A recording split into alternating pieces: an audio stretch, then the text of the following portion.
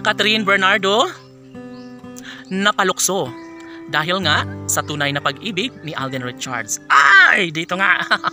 Sobra nga naman ang kilig na nadarama sa puso ni Catherine Bernardo. Syempre, lahat naman ay posible na mangyayari, lalo na at mas pinapatunayan ngayon ni Catherine Bernardo na mas lalong naging malapit umano sila sa isa't isa. Kilalang kilala na umano nilang isa't isa. Ito umano ang dahilan kung bakit mas umiinit at mas napapaibig pa umano si Catherine Bernardo kay Alden Richards. At syempre, lahat naman ay masaya sa mga puntong ito dahil ito lang naman ang tangi nilang pangarap. Noon pa man ay posible na mangyayari ang lahat. Noon pa man ay pupwede na magkaroon ng walang hanggang kaligayahan sa mga puso ni Alden Richards at Catherine Bernardo. Of course, si Catherine ay talaga nga namang marami ang nagkagusto sa kanya para sa gwapong aktor na si Daniel. Kaya sana'y wag nang tumigil pa si Catherine Bernardo sa kanyang dalangin na masana'y makatuluyan niya si Alden Richards dahil unang-una sa lahat, mas magiging happy at posible na mangyayari ang lahat ng kanyang mga pangarap, ang pagbuo ng sariling pamilya kasama ang lalaking pinakaminamahal na si Alden Richards. Yes, tamang-tama ang lahat ng mga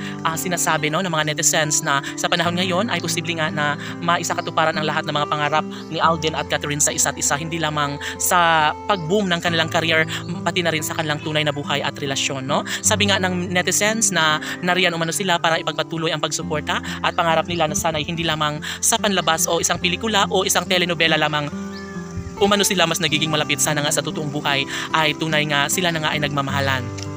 Opo, syempre, hindi naman madali para kay Catherine na isuko na lang ang laban sa kanyang pag-ibig para kay Alden Richards. Naniniwala ang lahat na sa tamang pagkakataon ay magbubunyi rin si Alden at Catherine sa kanilang pagmamahalan. Ito ang pinakahinihintay ng lahat. Ito ang pinakapanalangin na sana nga ay mas magiging maginhawa, magiging mas maligaya ang puso't isipan ni Alden at Catherine dahil sa kanilang tunay na pagmamahalan. Naniniwala ang lahat na sa kanilang pag-iibig ang tunay ay posible na maibahagi ni Alden at Catherine sa buong mundo kung gaano nila kahalaga ang isa't isa, kung gaano kahalaga ang pagmamahalang ipinapadama sa kanilang mga puso. Syempre, kailanman ay hindi na magbabago pa ang isang pagtingin ni Alden Richards at Catherine Bernardo dahil nga nangako na sila sa isa't isa na kahit ano pa ang mangyayari ay walang sinumang makakapigil pa sa kung anuman ang mas makapagbibigay sa kanila ng kaligayahan. Tama nga at hindi kailanman magpapatalo si Alden at Catherine sa mga bashers, sa mga negatibong issue na ibinabato laban sa kanila. Napatalon nga mismo si Catherine Bernardo sa mga pagkakataong ito dahil nga napalukso si Catherine dahil mas lalo niyang nararamdaman ngayon ang tunay na pagmamahal na ipinapadarama sa kanya